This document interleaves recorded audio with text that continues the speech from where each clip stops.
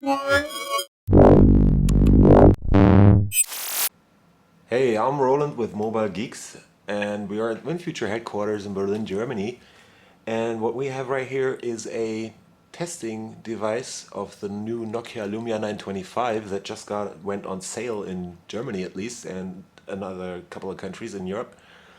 And what we're going to do is a quick unboxing of the device and a quick comparison with its brother, the Lumia 920, because Nokia is going to sell these side by side. They're not letting go of the 920, but they want to push them just next to each other, basically. And the pricing is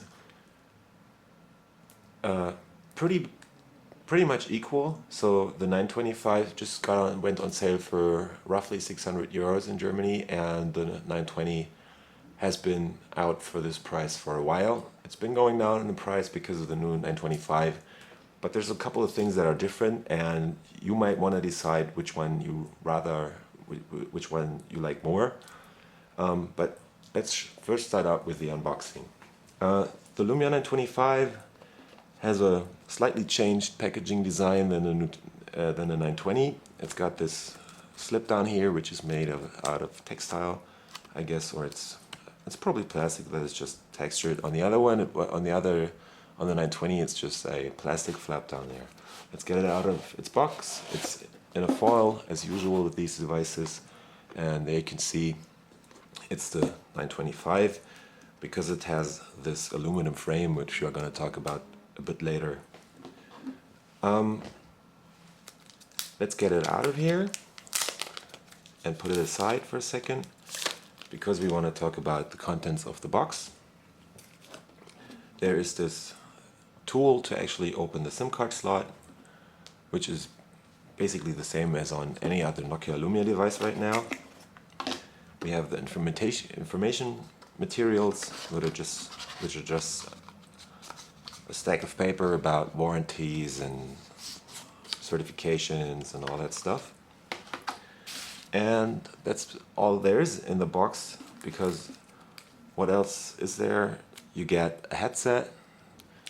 Those are in-ear plugs, and there's a button on them to receive calls and do the usual stuff you would do with a headset, right?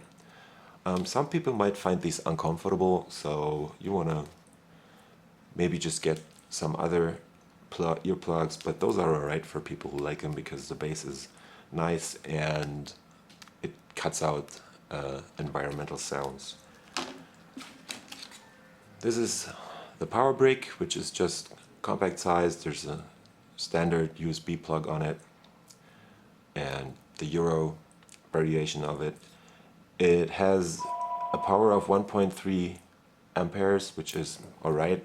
It's just not that much of a quick charging thing. It's not as powerful as the 2 amp one from Samsung. And that's the USB cable right here, which is standard USB to micro USB, and that's pretty much it. There's nothing else in the box, so you have to get the charging covers for the Lumia 925 separate. I haven't gotten one of those, so I can't show you that stuff right now. These are the charging contacts on the 925. There's a speaker down here and the new call size lensed camera on the back. It's gotten 6 lenses now, so there's one more lens than on the 920, which is supposed to make pictures even more focused, sharper, and a dual LED flash right there.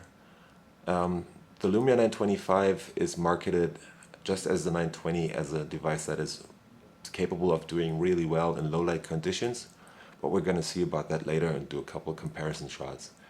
One of the main differences is, as I said, the charging plates for the wireless charging are separate from the device. So on the 920, which is much thicker than the 925, as you can see right here, I think that's about 11 millimeters on the 920. The 920 has the integrated charging, the wireless charging stuff, so that's why it's a bit thicker, as the 925 doesn't have that integrated. They can build it a bit thinner.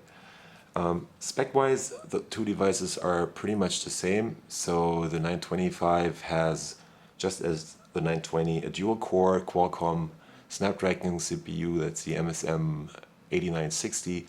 It's a 1.5 gigahertz dual-core chip from Qualcomm. They both have 4.5-inch sized displays with a resolution of 1280 by 768. But that's another major difference. The 920 has an LCD screen, whereas the 925 actually has an AMOLED display or an OLED display, which makes it possible to have this special feature which they had on the Nokia 808, for example, where you can show a clock on the screen while it's in standby, because only the pixels where the clock is at are actually lit. And that cannot really work, or they could do that on the 920, but it would use much more power because you'd have to use the whole screen backlit, and that draws a lot more power than on the 925, where only the pixels of the clock are actually illuminated. Another major difference is that the 920 actually has a polycarbonate shell. There's polycarbonate on the 925 too, but that's only on the back, because the 925 actually has an aluminum frame that also doubles as the antenna, which makes it lighter, a lot lighter, since the 920 is actually 185 grams or 182 grams, whereas the 925 is only 139 grams. You can really tell that because the 920 is actually quite a brick, at least that's the way I feel. And the 925 is much more thinner, it feels lighter, it is lighter, and I like it better because it has a much nicer feel to it. We're gonna check out the sides of the device, where we have the power button right here in the middle.